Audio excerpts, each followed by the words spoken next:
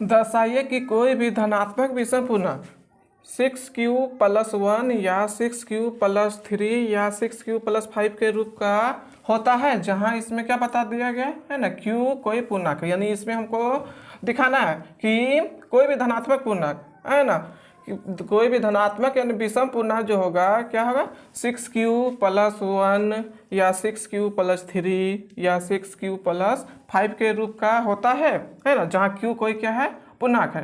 तो इसमें हम लोग मानते हैं है ना, को हमको दर्शाना है ये ही है ना, कि विषम धनात्मक पूर्णांक ये होता है कि नहीं, ये होता है कि नहीं, और ये होता है कि नहीं, है ना। अब उसके इसमें हम लोग देखेंगे है ना, तो इसमें माना क्या मानेंगे कि ए को कोई माने है ना, अपने से माने है ना, ए कोई धनात्मक विषम पूर्णांक है। इसमें हम लोग माने है ना कि इसमें है ना कि ए कोई धनात्मक विषम पूर्णांक है, ए कोई धनात्मक विषम पूर्णांक है, और तथा बीज का मान जो है ना, बी यानी इसमें भागफल जो है, भागफल का मान कितना है, 6 है ना। तो हमको इसमें से निकालना है किसका प्रयोग करके, यानी जो है ना हम लोग एक नंबर में जो हम लोग पढ़ चुके थे क्या, यूक्लिड विभाजन एल्गोरिथम विधि से। तो इसमें हम लोग जानेंगे क्या कि चूंकि यूक्लिड विभाजन एल्गोरिथम है ना से, तो इसमें हम लोग पहले भी एक नंबर में पढ़ चुके थे ना, यूक्लिड विभाजन एल्गोरिथम में विधि क्या होते हैं। तो इसमें क्या होते हैं, भाज्य बराबर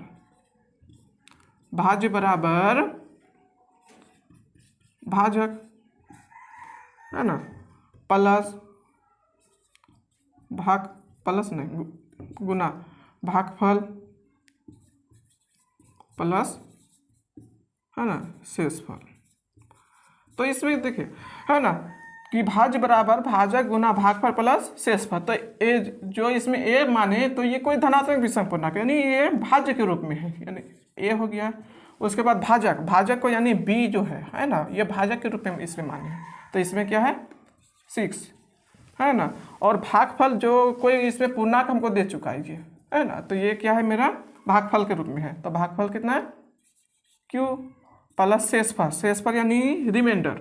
तो इसमें हम लोग शेषफल को आ से मानते हैं है ना। तो इसमें हल करके देखते हैं तो क्या होता है, a बराबर क्या होगा 6q प्लस r हो गया।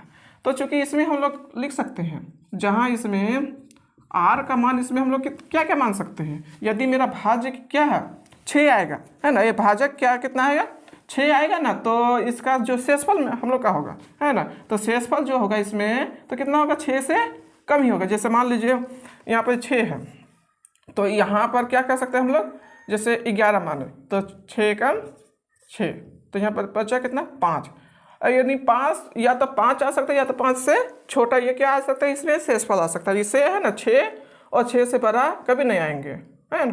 तो इसमें हम लोग देखते हैं है ना, तो r का मान क्या मानेंगे, इसमें 0 हो सकता है ना, यानी शेषफल जो है 1 हो सकता है, 2 3 4, यहाँ क्या हो सकता है 5। किस लिए, क्योंकि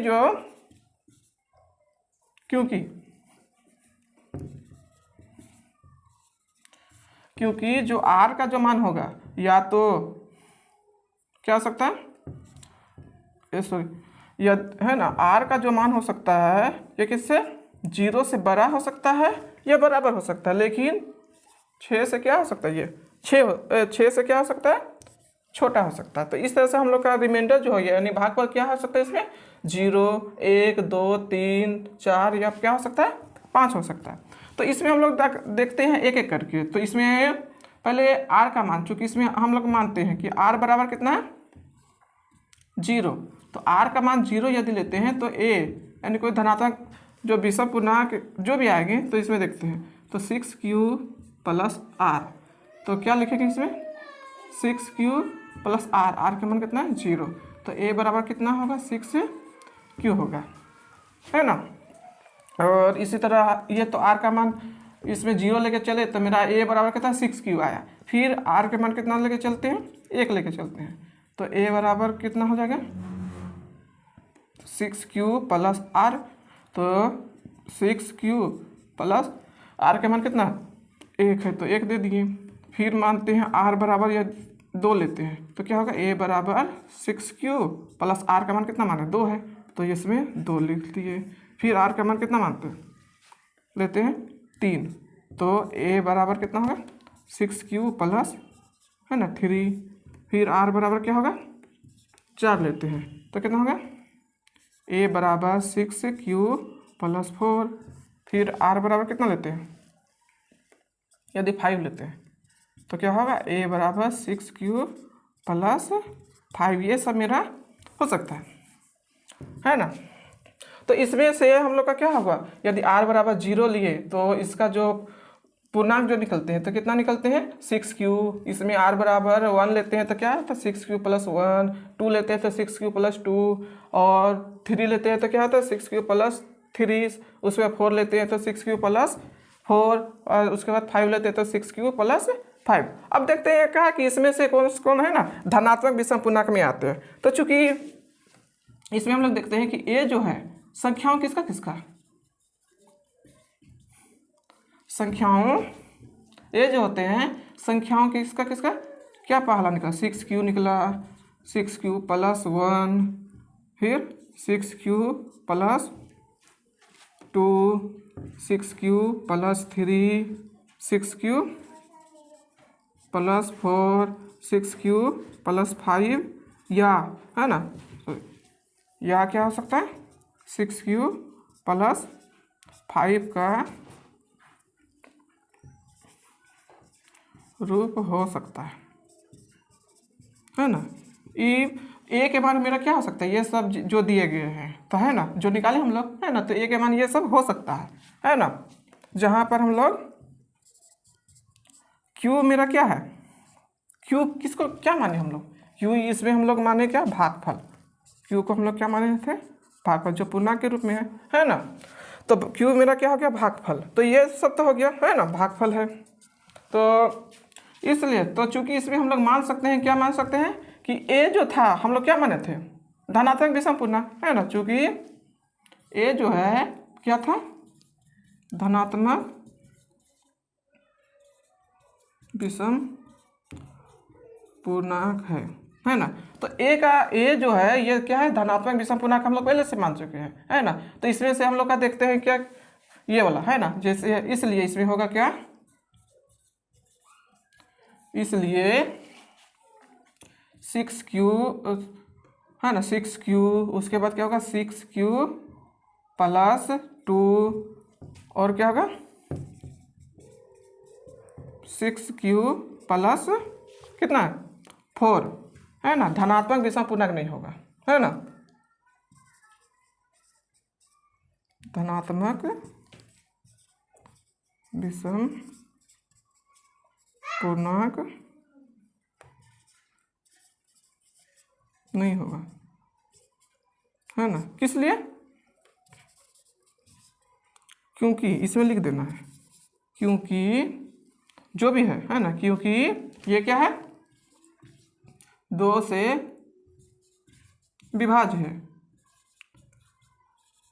2 से विभाज्य के मतलब इसमें यदि q के मान हम लोग कोई भी पूर्णांक ले लेते हैं माना है ना जैसे q के साथ हम लोग है ना q में कुछ भी ले सकते जैसे 6q है तो 6q में यदि हम लोग q के मान कुछ भी लेते हैं जैसे 1 ही ले लेते हैं तो कितना होता है 6 होगा। 6 जो है तो कितना से विभाज्य है ना 2 से विभाज्य होता है। जो 2 से विभाज्य होता है तो वो तो विषम पूर्णांक होबे नहीं करता इसलिए ये क्या होगा है ना ये विषम पूर्णांक में नहीं आता। इसी तरह लेंगे यदि 6q प्लस 1 लेते हैं तो 6 ले लिए और q के मान कुछ ले लेते हैं यदि 2 ले लेते हैं और प्लस 1 है ना तो इसमें क्या होगा है ना 1 वाला नहीं लेते इसमें जो है ना 6q प्लस क्या ले लेते हैं 2 लेते हैं है ना।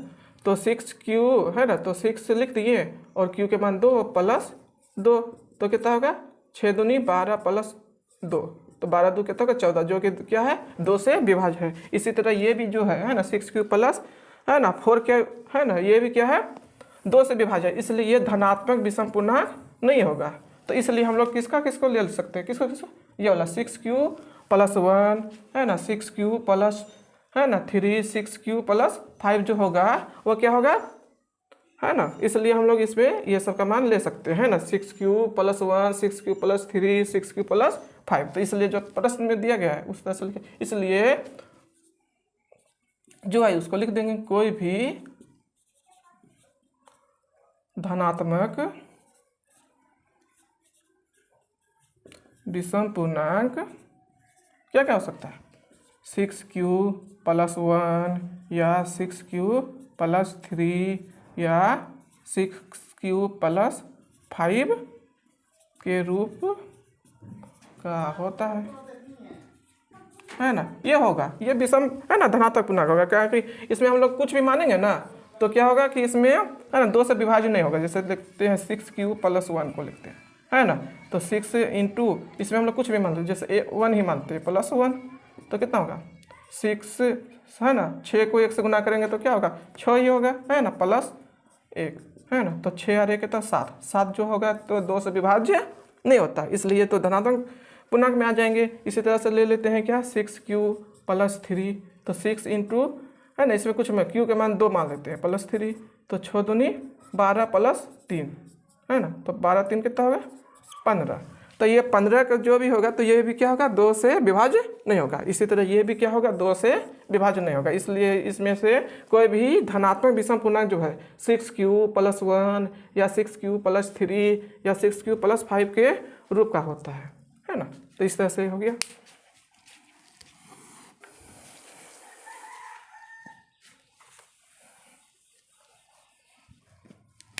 इसमें बता रहे क्या, किसी परेड में 616 सदस्यों वाली एक सेना, यानी सेना क्या आर्मी की टुकड़ी को 32 सदस्यों वाले एक आर्मी बैंड के पीछे मार्च करना है ना। दोनों समूह को समान संख्या वाले स्तंभों में मार्च करना है, यानी समान संख्या में करना है ना। उन स्तंभों की अधिकतम संख्या क्या है जिनमें वे मार्च कर सकते हैं। यानी फिर से एक बार पढ़ लेते हैं कि किसी परेड में 616 सदस्यों वाली एक सेना यानी आर्मी की टुकड़ी को 32 सदस्यों वाली, है ना, एक आर्मी बैंड के पीछे मार्च करना है। दोनों समूह को समान संख्या वाले स्तंभों में मार्च करना है, यानी स्तंभों की संख्या, जैसे एक तो स्तंभ होते हैं, एक तो पंक्तियों की संख्या जो होते हैं, है ना। तो इसमें उसी तरह से करना है कि दोनों समूह को समान संख्या वाले स्तंभों में मार्च करना है, यानी समान संख्या होना चाहिए उसमें, है ना। उन स्तंभों की अधिकतम संख्या क्या है जिनमें वे मार्च कर सकते हैं। तो इसमें हम लोग निकालते हैं, जैसे हम लोग इसमें अधिकतम जिस तरह से है ना पूछ रहे हैं, तो इसमें हम लोग निकालेंगे एचसीएफ। तो एचसीएफ जो निकालते हैं, अभी कौन सा विधि हम लोग पढ़ रहे हैं, है ना, यूक्लिड विभाजन एल्गोरिथम विधि से। तो वही विधि से इसका क्या निकाल देंगे हम लोग, अधिकतम जो संख्या इसमें पूछेंगे तो इसमें एचसीएफ ही ज्ञात होता है ना। तो इसमें देखते हैं, तो चूंकि हम लोग को मालूम है, क्या मालूम है, यूक्लिड विभाजन एल्गोरिथम से, तो यूक्लिड विभाजन एल्गोरिथम से क्या होते हैं कि इसमें भाज्य बराबर भाजक, भाज्य बराबर क्या होता है, भाजक गुना भागफल प्लस शेषफल। तो इसमें से हम लोग देखते हैं जो जिसका संख्या ज़्यादा है, जैसे 616 सदस्य, है ना, तो ये जो संख्या जिसका ज़्यादा है तो वह भाज्य के रूप में होता है ना। तो इसमें 616 लिख देंगे, और जिसका संख्या क्या है कम है तो ये क्या है भाजक, यानी 32। तो इस तरह से हम लोग जैसे है ना एक क्वेश्चन नंबर 1 में पढ़े थे, तो इस तरह से भी है ना, उसी तरह से हम लोग इसमें भी हल करेंगे। तो इसमें 616 को किससे, है ना, 32 से भाग करते हैं। तो इसमें देखते हैं कितना से, है ना, 32 दूनी 64, 2 बार में तो बहुत ज़्यादा हो जाता है, इसलिए एक बार में 32 से कम 32, तो एक में तो दोनों ही घटेंगे, तो एक में चलिए 11 में 2 गया तो कितना बचेगा 9, इसमें कितना बचा 5, 5 में 3 गया तो 5 में 3 गया तो 2 बचे, उसके बाद 6 उतार देते हैं तो कितना हुआ 296। तो 32 का में देखते हैं कितना बार में, 9 बार में करके देखते हैं कितना होता है, 32 को 9 से, 9 दूनी 18 के 8 हाथ में 1, 9 तिया 27 और 1 कितना होता है 28, तो 288, यानी कितना बार में 9 बार में 288 दे देते हैं। तो एक में चलिए 16 में 8 गया तो कितना बचेगा 8। अब इसी तरह इसमें 8 में 8 गया तो क्या बचेंगे है ना, खत्म। और 2 में 2 गया तो इस तरह से खत्म। तो ये जो होता है तो भाज्य होता है, ये भाजक हो गया, ये भागफल और ये शेषफल। तो इस तरह से यहाँ पर लिख देंगे क्या, भागफल कितना आया इसमें 19, है ना, प्लस क्या है शेषफल। तो इसमें शेषफल मेरा कितना होगा 8 हो गया। तो इसी तरह से फिर दोबारा हम लोग करते हैं, तो ये भाजक के रूप में हो जाएंगे और जो भाजक था तो वह भाज्य के रूप में हो जाएंगे। तो इस तरह से इसमें 32 यहाँ भाज्य हो गया और यहाँ पर जो 8 जो है ये भाजक के रूप में हो गया, इंटू, है ना, 8 चौके 32, तो ये खत्म, है ना। तो यहाँ कितना बचा 0 बचा। तो यहाँ पर कितना हुआ 4 1 में खत्म हुआ, उसके बाद शेषफल कितना हुआ 0। तो किससे डिवाइड करके 8 से, इसलिए इसका जो एचसीएफ जो निकला, इसका एचसीएफ जो निकला तो कितना निकला 8 निकला। तो इसलिए हम लोग लिख देंगे, तो अतः, है ना, स्तंभों की संख्या कितना होगा, परेड में क्या होगा स्तंभों की संख्या कितना होना चाहिए, परेड में स्तंभों की अधिकतम संख्या कितना होगा 8 है ना, जिनमें वे मार्च कर सकते हैं, लिख देंगे, तो जिसमें वे मार्च कर, है ना, सकते हैं। तो इस तरह से हम लोग का निकला क्या कि इसमें से, है ना, एचसीएफ जितना निकलेगा, है ना, एचसीएफ कितना निकला 8 निकला। तो इसी में से क्या है कि 8 मतलब इसमें क्या है उन स्तंभों की संख्या अधिक, है ना, अधिकतम क्या होगा, तो उन स्तंभों की संख्या अधिकतम कितना होगा 8 होगा, जिसमें वे मार्च कर सकते हैं।